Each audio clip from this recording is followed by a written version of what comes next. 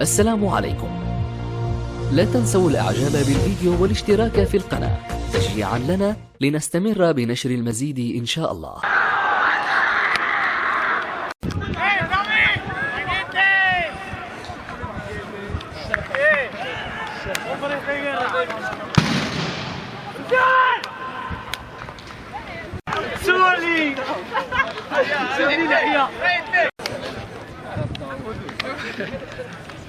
بسم الله الرحمن الرحيم. اول حاجه كنشكر الدراري بزاف على هذه المباراه الكبيره اللي قدموا اليوم على هذه الروح القتاليه. فما كانتش مباراه سهله كما كنشوفوا، عندنا لعابه اليوم مبليسين، كاين اللي جات وعكه صحيه.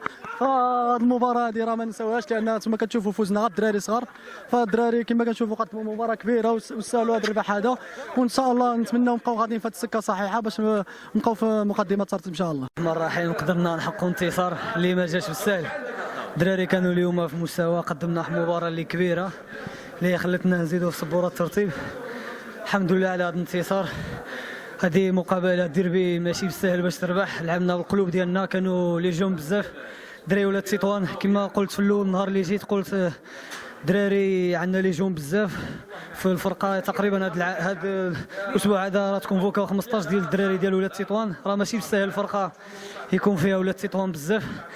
الحمد لله الدراري حاملين المشعل وغادي يقولوا كلمه ديالهم هذا الموسم، ومبروك علينا. بسم الله الرحمن الرحيم. كنشكر اللاعبين ديالي تقاتلوا من دقيقه 1 دقيقه 90، وكنشكر جمهور الدمر السطواني، وكنقول هذا المنبر هذا ماتادور سي بريبار بلا بهم ما كاين والو، وكنتمنى يرجعوا الحضور ديالهم للامبيكا ان شاء الله، وكنهدي الفوز لنا الجمهور التطواني والحمد لله وشكرا.